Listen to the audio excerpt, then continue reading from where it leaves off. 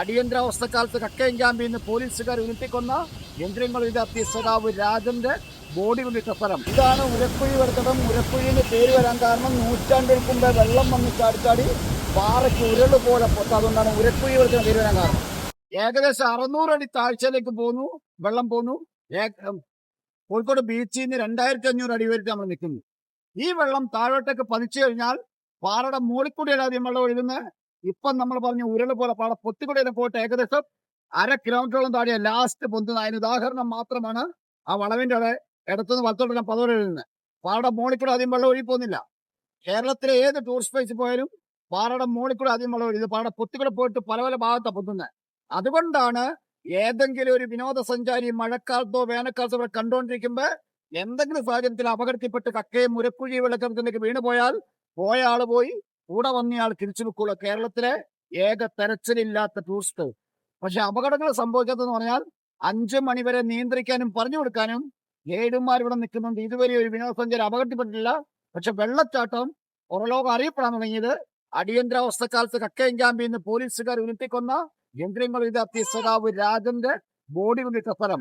നിങ്ങൾ കേൾക്കുന്ന പോലെ ഞങ്ങളും കേൾക്കുന്നു. കേട്ടുകളിൽ മാത്രമേ ഉള്ളൂ. അന്നോട്ടാണ് ഈ വെള്ളച്ചാട്ടം കാണാൻ വേണ്ടി ആളുകളെല്ലാം ഈ പുഴ കടന്ന് കാട്ടിക്കുടക്കരി ആ ചാഞ്ഞിക്കുന്ന മരത്തെ പിടിച്ച് 76 മുതൽ ഇതിന്റെ യഥാർത്ഥ താഴ്ഭാഗം കാണുന്നത്. അങ്ങനെയാണ് കക്കയും ഉരക്കുഴി വെള്ളത്തോളം പുറലോകം അറിയപ്പെടാൻ തുടങ്ങി. ഈ വെള്ളം ഇപ്പോൾ ഒഴുകിപ്പോകുന്ന കരിയാത്തുപ്പാറ തോണിക്കടവെന്ന ടൂറിസ്റ്റ് പ്ലേസിലേക്കാണ്. ഇതിന്റെ അടിഭാഗത്ത് ഒരു വിനോദസഞ്ചാരി എത്തണമെന്ന് ആഗ്രഹിച്ച കാര്യം എത്തണമെങ്കിൽ കരിയാത്തുംപാറയിൽ നിന്ന് 3.5 കിലോമീറ്റർ പുഴയെക്കൂടെ മാത്രം വേനൽക്കാലത്ത് അതിസാഹസികമായ ഈ പാറക്കൂടെ കയറുകൾ ഉപയോഗിച്ച് കയറി വന്നാൽ മാത്രമേ ഇതിന്റെ അടിഭാഗത്ത് നമുക്ക് എത്താനൊക്കുള്ളൂ. അങ്ങനെ എത്തിക്കഴിഞ്ഞ ഒരു വിനോദസഞ്ചാരി മുകളിലോട്ട് നോക്കിയാൽ ഈ വെള്ളച്ചാട്ടം മുകളിൽ നിന്നും താഴോട്ടേക്ക് പതിക്കുന്ന കാണത്തില്ല.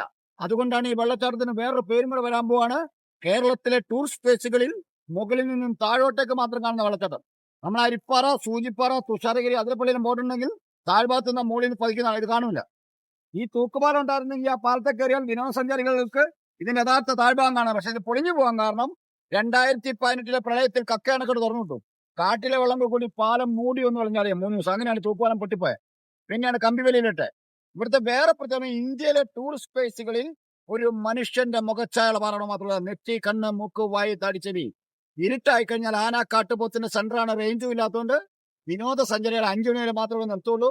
10 കിലോമീറ്റർ തലയാട് ചേരിക്കുഴി, 18 അടിവാരം, 31 ലക്കടി, 33 പടിഞ്ഞാറത്തറ ബാണാസുര സാഗർ. പടിഞ്ഞാറത്തറ ബാണാസുര സാഗറിന് വെള്ളം തുറന്നിട്ടാൽ കക്ക അണക്കെട്ട് വരും. കക്ക അണക്കെട്ട് തുറന്നിട്ട് പെരുണാമൂഴി അണക്കെട്ടിലേക്ക് ഇതിലെ പോകും. പിന്നെ അപ്പക്കൊട്ടം പള്ളിക്കുന്നിന്റെ ലേഖനത്തിൽ രാജന്റെ ബോഡി പഞ്ചാരയിട്ട് കത്തിച്ച പാറ കാണിക്കുന്ന ഫോട്ടോ ഇതാണ്. ഇതെല്ലാം കേട്ടുകേൾവി മാത്രമേ കേട്ടോ. അങ്ങനെയാണ് ഇത് അറിയപ്പെടുന്നത്. ഓക്കെ.